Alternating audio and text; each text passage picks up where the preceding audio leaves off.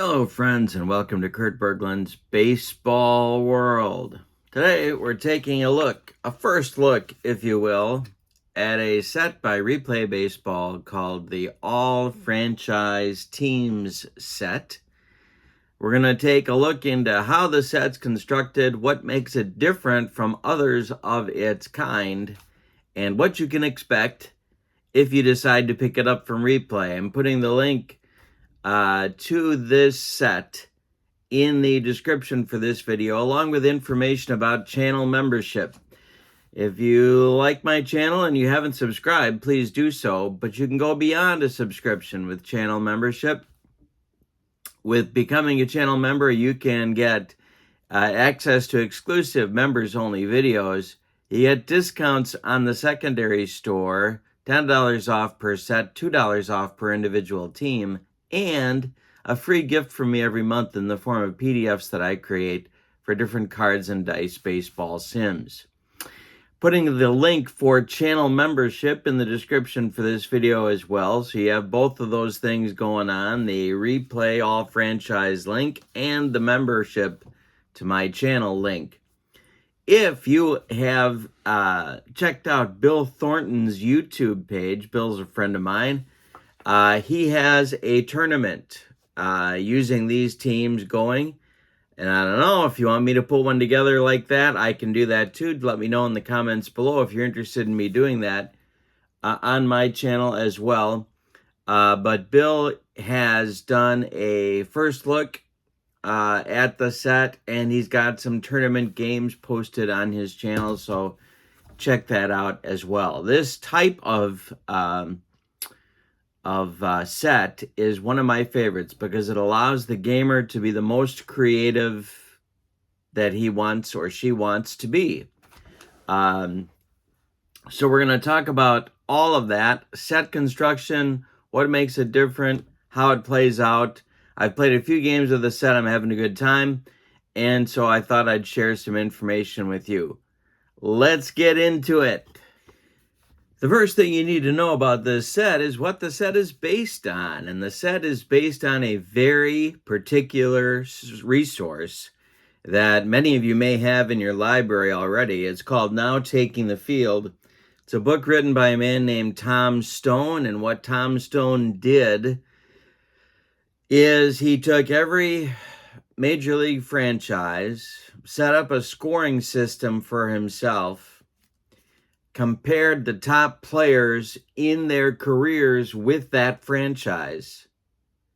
So, for example, Carlton Fisk, and who I'm going to talk about more in a few minutes.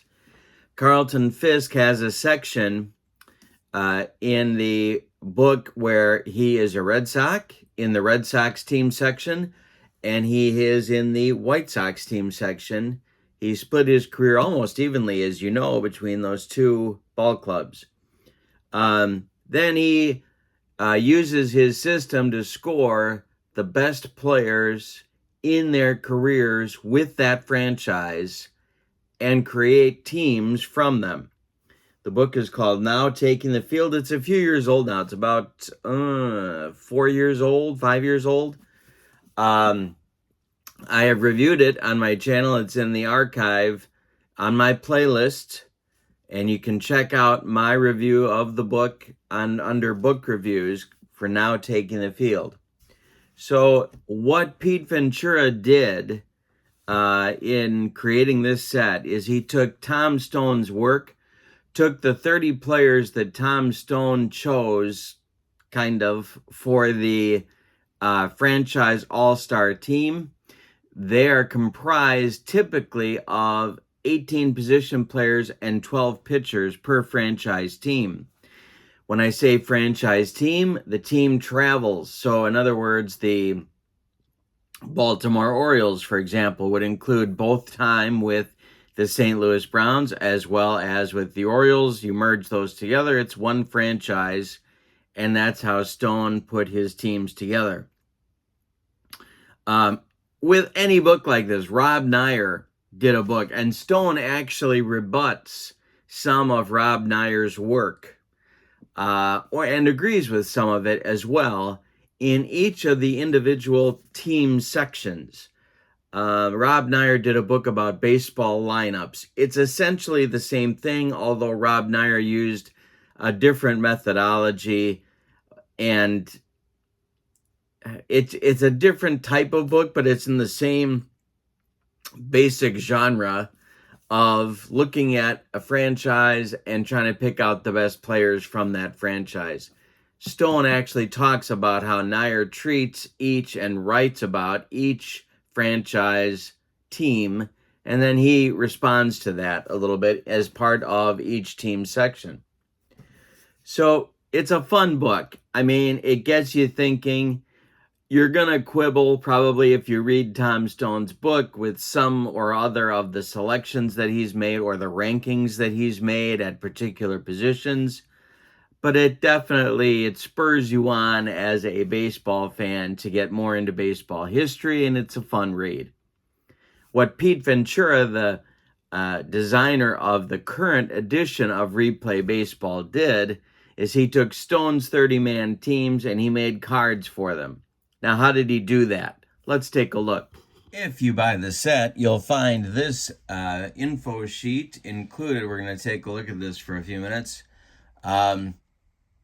This is like a cover page to the set. And here it talks about now taking the field.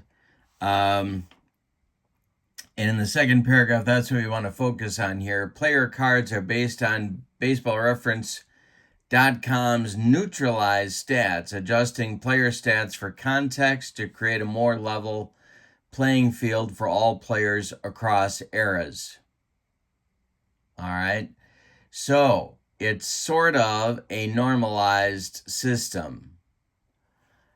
To construct each player card, we used a composite of the best 3 consecutive seasons for each player for that team to reflect his performance at or near his peak. Defensively, we adjusted error rates for era, which means that obviously they're going to have fewer errors in the older dead ball period. And we also took a broader look at every player over his career to reflect his error propensity at all positions, including those at which he may have played sparingly during the rated years. What that means is that if you have a player who played multiple positions, but maybe not in that 3-year run of 3 best consecutive seasons, then the player will be carded at those other positions where he played a significant amount of games, and you'll be able to use him there. So it's the best 3 seasons, but it's all of the defensive seasons that he played a significant number of games at during the course of his career, and the error rates are adjusted. All right. So before we move on here, is that the ballpark cards are going to look different. We're going to look at those in just a minute as well. Because of the unique nature of this set, we've included a new and unique set of optional ballpark cards representing each of the 30 current big league parks. And we're going to take a look at those in just a moment. That's your cover page. Replay Baseball, as you probably know, has a team cover card for each team in their individual season sets. This is what a typical cover card looks like. You get your record, you get your place in the division, all of your managers and their individual records, and a commonly used batting order.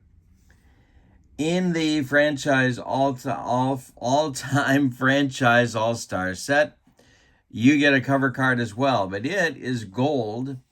It identifies one of the most famous managers in that team's history, no record, but it also gives you a suggested batting order that you might choose. Of course, one of the fun things about this set is that you can choose your own.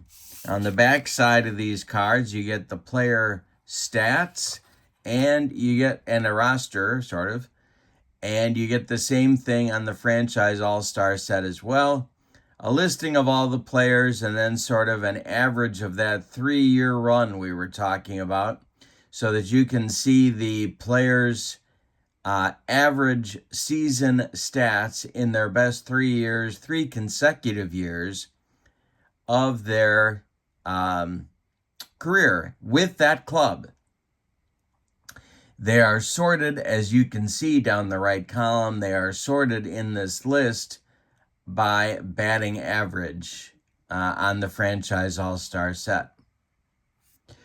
All right, now let's take a look at ballparks. One of the unique things about replay baseball is that they have unique ballpark cards. This is what the 1980 Busch Stadium ballpark card looks like. And this is what the Busch Stadium card, of course, this is New Busch Stadium, ballpark card looks like in the franchise all-star set. So this is one of the key differences in the way that this set is set up. So let's take a look.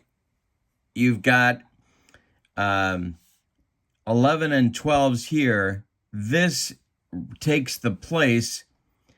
This is a roll of 11 and 12 for a left-handed batter. Down here is the column 6, 11 and 12 roll for a right-handed batter. So what you'll do if you land on, if you're using the ballpark effects, what you would do is to, if you landed on an 11 with your roll, you would take a D6 and roll it. And if you rolled a 6, that left-handed batter would hit a home run. If you rolled a 1 through 5, it's a single. If you land on a 12, 1 to 3 is a single, and 4 to 6 is home run. For a right-handed batter, and an 11 is the result, they're all singles. And for a right-handed batter, if you land on a 12, 4 singles, 1 to 4, and home runs on 5 to 6. So you can see from this that in this composite of the New Busch Stadium for this set, it's a little easier to hit it out if you are a left-handed batter. This is how the same type of system looks for the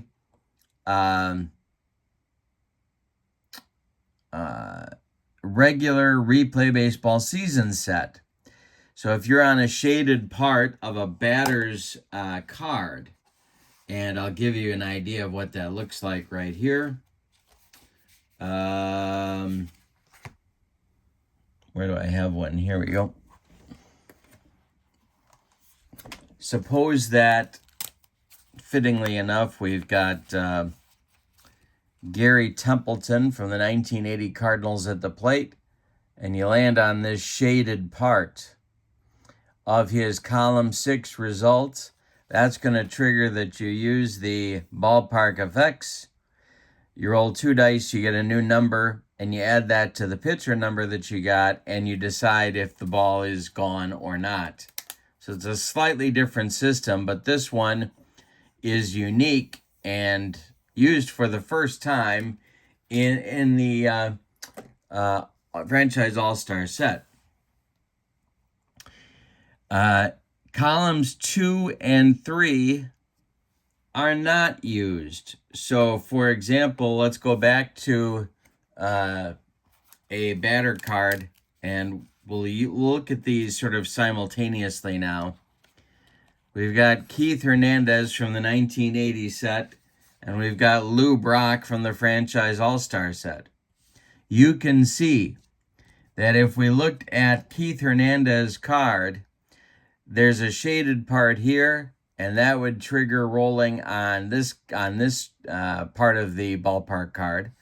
We have a shaded part in column 3 that would trigger rolling on this part to get your play outcome. Well, in the franchise all-star set, that is no longer there. So what you have instead is what I set up here for the uh, ballpark home run possibility. And then in column 4, you have a 20 and 21 roll. So if there's again, this number combined with the fielding rating of the fielder, you get a outcome of a 20.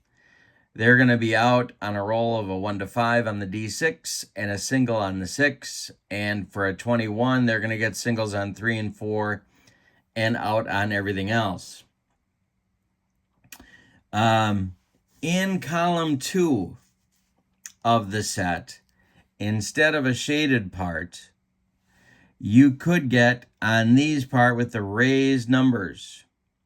The 55-4 here is what I'm looking at.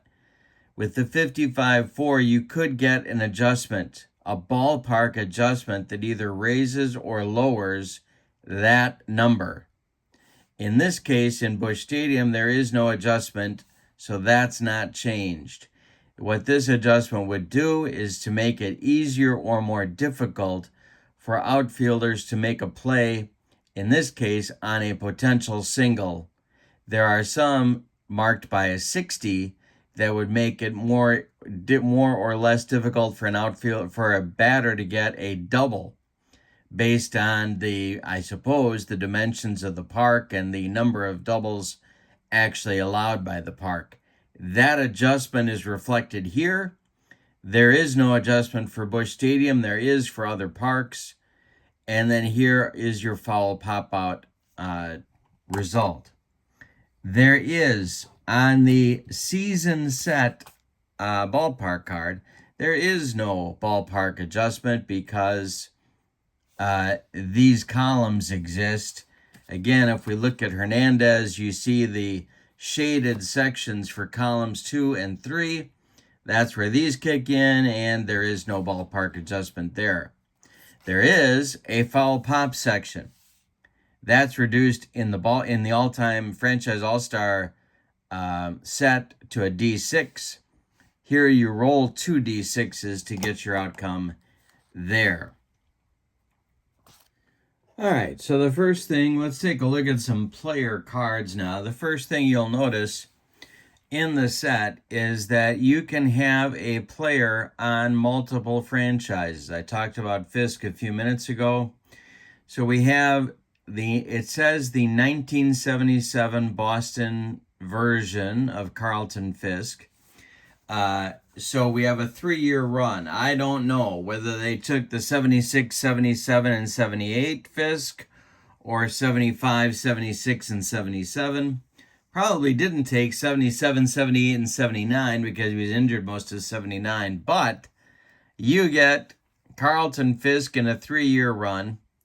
You get his positions broken out here with Boston as not only a catcher, but also a left fielder in the games that they're giving him credit for playing, and first baseman in the games they're giving him credit for playing there. Then you have his batting stats down at the bottom of the card, just like you always do with replay. Fisk's second career, of course, was with the White Sox. They decided here, this is his 1989 season. So, again, we don't exactly know what 3-year run they're using, but they've got him credited for 97 games at catcher and just rated a catcher. He did play other positions with the White Sox, but not in that particular 3-year run. So, or at least not enough games in that 3-year run for them to give him a rating. Then you have his stats down below.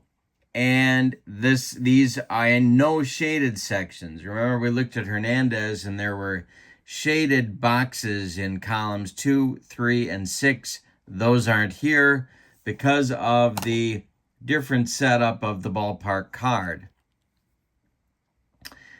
The other thing I wanted to show you was that sometimes what they're doing here is to make and I'm guessing with Yount, if we take that as a different look here, with Yount, I'm guessing they're taking 82, 3, and 4 as his 3-year run.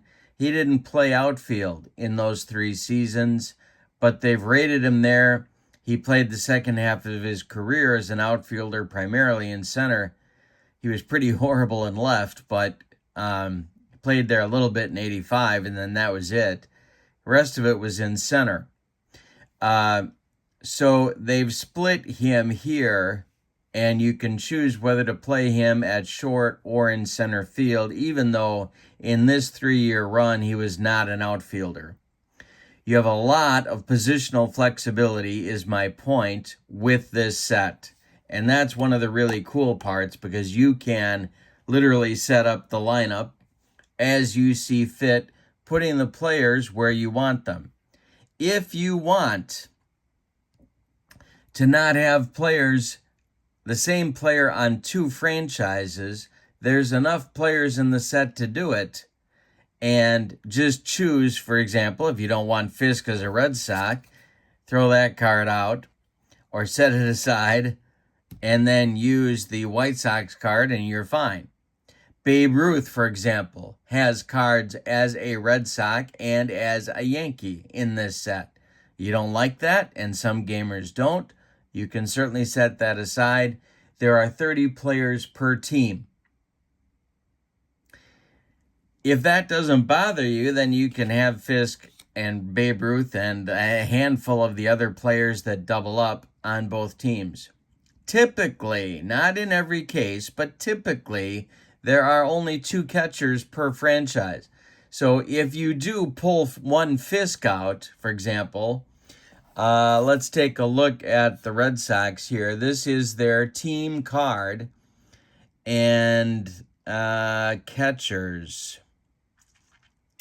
Well, there's Veritek, there's Fisk, and I think that is it. So what you would have to do is to pull another catcher from another Red Sox team that you have to be Veritek's backup, I suppose. Some teams have 3 catchers, and so you'd be set there. The other positions, of course, are covered in more than 2 ways in just about every example I can think of. All right, now let's take a look at the pitchers.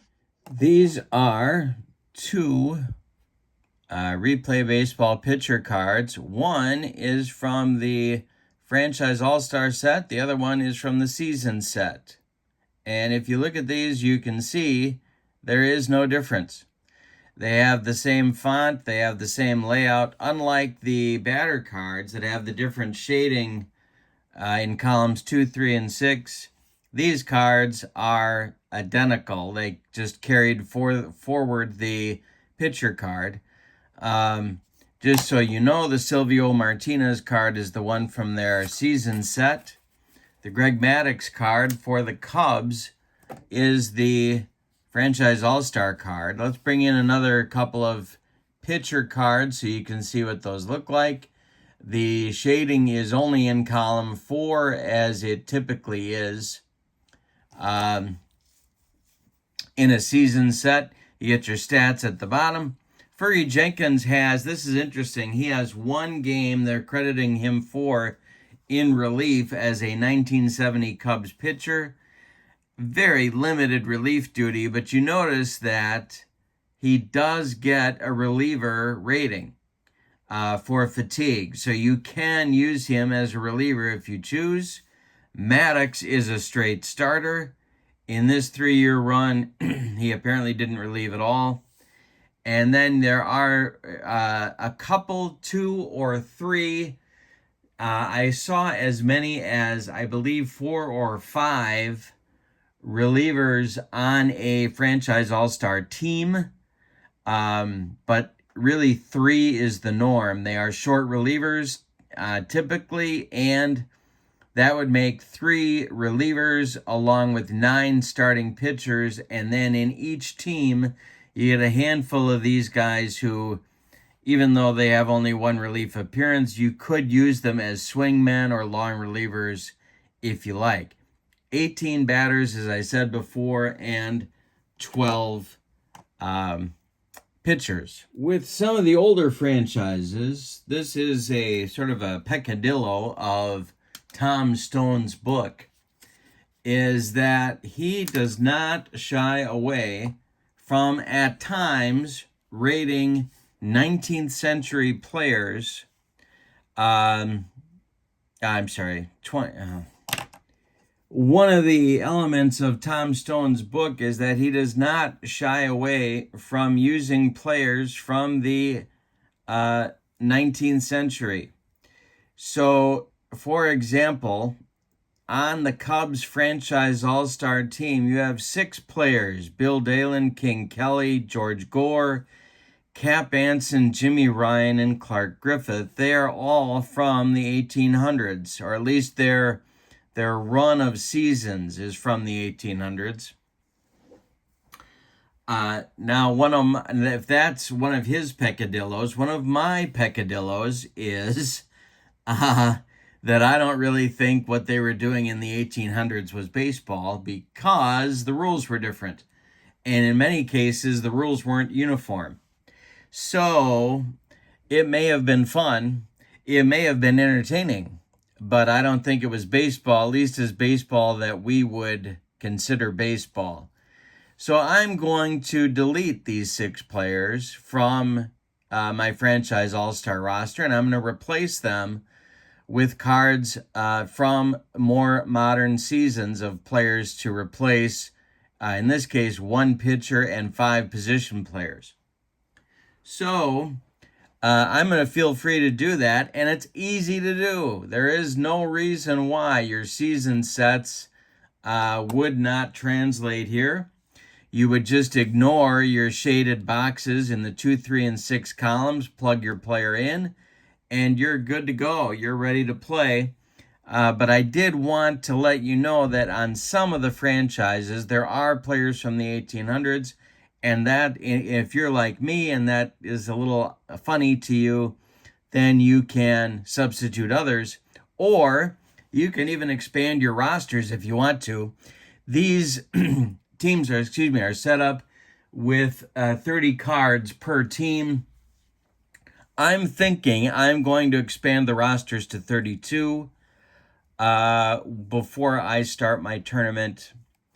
I don't know. I'm funny about catchers. I like 3 catchers on a team, and I'll probably find another guy to throw on as well. So that's something that I will likely be doing as well. All right. So that's it for that part. With every replay set, you get what they call a yearbook, and the all-franchise team set is no different. You open this up, and they're all really well put together. You get stats of the players in the American and the National Leagues, sort of a league leader's approach to it here of what you might expect for final stats. Then you get a National League and an American League scoreboard of team, World Series titles, pennants, division titles, and postseasons ranked from top to bottom. There are more in the back. A listing of multi-team players. So if you want to eliminate some guys that are on more than one franchise, that does not bother me so much, but I know that it does bother some gamers. And if you wanted to do that and kind of go through each team and eliminate the guys who are on more than one franchise, you have a list here of those players that you would need to go through and do that with, as well as the games that they played with each franchise. And then I love this one. There's a funny ad. It's an old Yoo-Hoo chocolate drink ad. I don't know. I get a kick out of that. Takes very little to amuse me, as you know, my friends. All right, so the last thing you get in the yearbook is a blurb about each franchise team. It tells you a little bit about the franchise. It tells you an introduction to the 30 players and the team in general that is in the set. I volunteered to write the section for the Milwaukee Brewers. There's my blurb. I found this to be, it was fun to do, but it was difficult to do in the constraints of time that you have, of space here that you have. But it was a lot of fun to think about the franchise and put that together. If you're not familiar with all the franchises and you say, well, yeah, I like the set, but I don't know enough about the other league or about some of the teams, this would get you started before you would start to roll some games. You'd know something about that particular franchise. So it's the Replay Baseball All Franchise Team Set. The information, the link to take a closer look to it on the Replay site is listed in the description for this video. And again, if you haven't checked out Bill Thornton's videos using these, it's easy to do, and Bill's a great guy. If you would like to see me do some games between these with this set on my channel, let me know in the comments below, and maybe suggest some games you'd like to see, some matchups you'd like to see, and I can certainly do that on my channel. All right, thank you for being with me. This has been a first look at the Replay Baseball All Franchise Team Set. Don't forget to check out channel membership in the description for my video as well. And stay tuned to my channel. There's always lots more coming. Thank you for supporting my efforts on this channel. I hope you have a wonderful evening. So long, everybody.